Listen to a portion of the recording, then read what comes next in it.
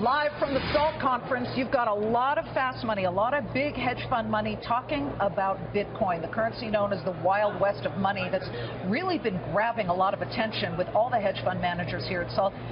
You know, already it's interesting. It might be a thing of the past, not necessarily, but take a look at Bitcoin versus the U.S. dollar, trading in opposite directions. Now, over the past 2 years, the U.S. dollar is up about 17.5% versus Bitcoin, which is up 2.6%. Bitcoin's still alive, but two of Bitcoin's biggest believers, the Winklevoss brothers, have this brand new venture, Gemini, that's been going for about, what, about a year or so? 6 months or so. About 6 months. And it's basically what they would like for you all to believe, a Nasdaq for Bitcoin, buying, selling, and disrupting the global foreign exchange world. They say, on Countdown to the Closing Bell in October, this, watch. If you're going to Europe for a vacation and you need euros, rather than getting ripped off in the exchange in the airport or from your hotel or something exactly. like that. Are you going to put these guys out of business, the ones in the airport where I need euros and I need pesos? Yeah, hopefully, hopefully. hopefully. Or at least make it a fair playing field. Fast forward to today, the Winklevoss Gemini Bitcoin exchange now trading Ethereum, and we're welcoming the Bitcoin brothers here, Tyler and Cameron. Great to have you both. So, look, have you gotten rid of the kiosks? I saw 4 of them in Vegas. You're not quite there yet, Tyler. Not there yet. We're not really competing with the kiosks. We're just a Bitcoin spot exchange and Ether spot exchange. Right. They're 2 cryptocurrencies, and we're the first exchange in the world that's licensed. We were actually approved by Governor Andrew Cuomo last Thursday in the state of New York. And we're in 30 states. What? Explain to people what exactly you're doing. Aside from trading Bitcoin on Gemini, which is a Bitcoin exchange, you just threw out the term Ether. What's that? So Ether is the token of the Ethereum network, which is focused on disrupting contract law. And so we just added Ether on, trading began on Monday, and it's our second cryptocurrency to add to Gemini. Okay, you started trading Monday. Tell me what's been happening. Have you gotten people jumping on the exchange and trying to trade? Yeah, people are definitely knocking down the door. The volume has gone up dramatically in the last few days. It's only been 3 days of trading, but our Ether books are climbing high, and it's moving in the right direction. Talk about exactly what you anticipate in, I'm going to throw out a year, because Bitcoin back in 2013 hit a high of more than $1,100 per Bitcoin. I mean, we can show what it's done since then, but I believe in January of 2015 it hit a low of $150 or so dollars, and now it's trading at 400 or so. It's very, am I wrong, volatile here?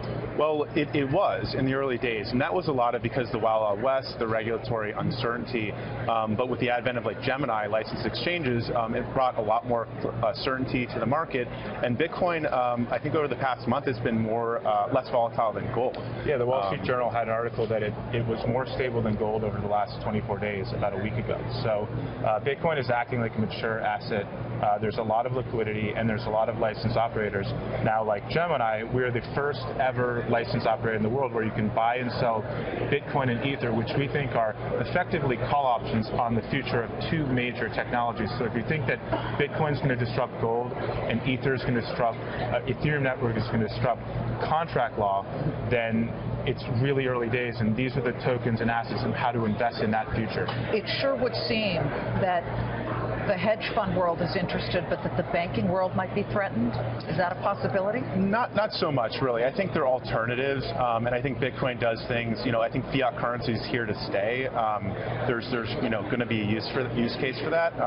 But I think, quite frankly, before there was licensed exchanges like Gemini, the hedge fund world couldn't invest in these tokens. So this is really the first opportunity. Convince me here and now, guys, because I'm still that loser who has nickels and pennies and quarters in my wallet, that one day I'm only going to be using Bitcoin. I think you'll be using digital currency. I think Bitcoin will disrupt gold. I think the U.S. dollar will still be controlled by the U.S. government, but it will go onto its own blockchain controlled by the government. I think really what will happen is you use a combination of Bitcoin, Ether, your devices, the Internet of Things. We've got billions of devices coming online. They'll never exchange value with PayPal, credit cards, or ACH, but they will use cryptographic tokens. So your suite of options will increase, I think fiat currencies will become digital, so credit cards, plastic, cash will be gone, but Bitcoin will be one piece of that larger puzzle, and cryptocurrency is here to stay. It's a space that we believe is the future, and Gemini is the picks and shovels company of that future. You wouldn't expect to buy your cup of coffee with gold, but you would want to verify that it's in the vault that it is. Bitcoin's actually verifiable through the blockchain. It's scarcity that you can verify, and that's one of the reasons why we think it's going to disrupt gold. Well, we wish you luck. I would be remiss if I let you go and didn't ask you a question quickly about Facebook, because Facebook was, listen, pegged earlier this week as suppressing certain conservative news and maybe shoveling, speaking of shoveling, news that it felt was important versus what the actual users felt was important. Where do you stand on free speech, having been at the very beginning of Facebook? Free speech is obviously one of the most important principles of our country. I can't speak to the Facebook issue per se. I just don't know anything about it other than I've read some headlines. Yeah. But I think it comes down to the transparency and what you tell your users you're doing. I'm not that close to the story, so I don't know exactly what the representations and expectations were. But if the expectations were that it was, going to be an algorithm that was not pushing a certain thing, then I can see why people would be disappointed. But yeah. Yeah, that's a millennial way of saying I'm done talking. Cameron, Tyler, lovely to have you. Thank you so much. Thanks.